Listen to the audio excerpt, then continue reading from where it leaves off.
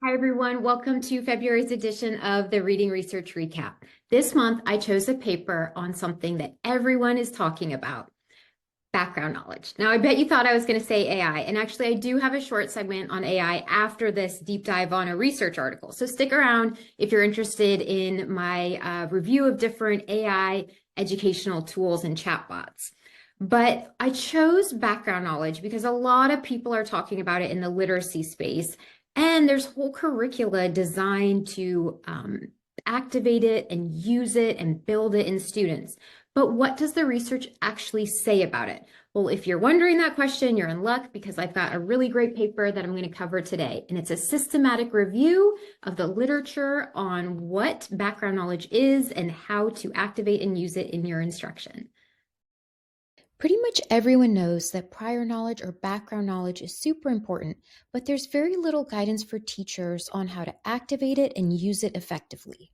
The researchers searched the literature and came up with 54 relevant studies, but one thing to keep in mind is that nearly half of them involved undergraduate students, and only 2 involved K-2 students or classrooms.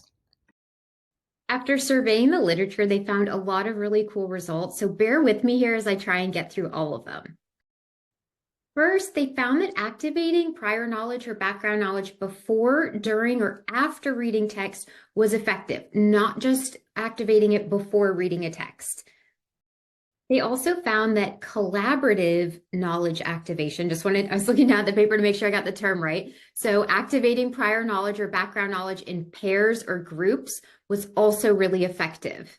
Third finding was that correcting students' errors or misconceptions in prior knowledge or background knowledge was really important. But as an educator, you kind of want to make sure that they're true misconceptions and just not differences in opinion.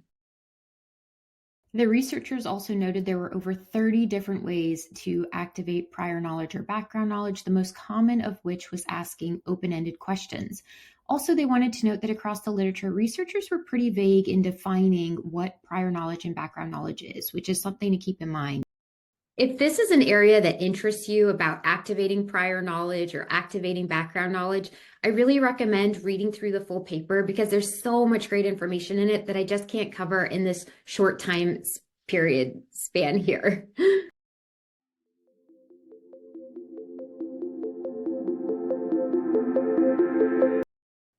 I've been running this blog now for about 3.5 years, and I'm always looking for new tools that can help me find, synthesize, summarize new research.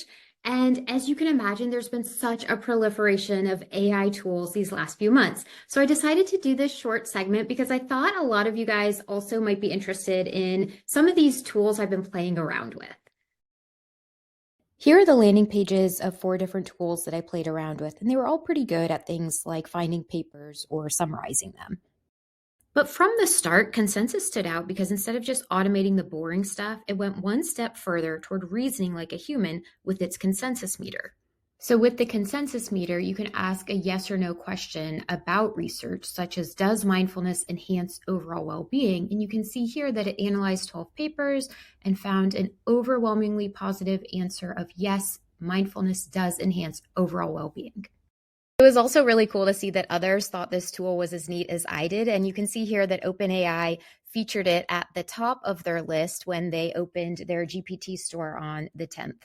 I was really curious to play around with this with reading research questions. So here you can see I asked it a few different versions of this question of which is better, phonics-based approaches or balanced literacy approaches. And I was pleasantly surprised to see that the consensus meter said that phonics-based approaches were evidence-based.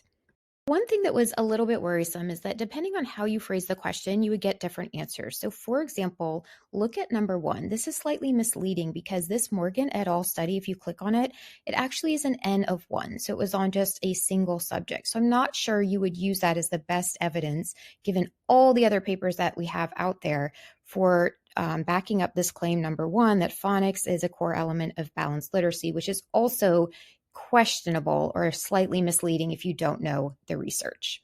Fast Company also covered 2 chatbots that are unique to educational research. The first one by ISTE is called Stretch AI, but unfortunately it's only for limited users. It's in beta version, so I didn't get a chance to play around with it. The second tool that the Fast Company article mentions is this one by the Learning Agency. And this one is particularly interesting because it is a chatbot that draws upon the library resource from Doing What Works. So the What Works Clearinghouse has this library of evidence. I thought that was particularly cool.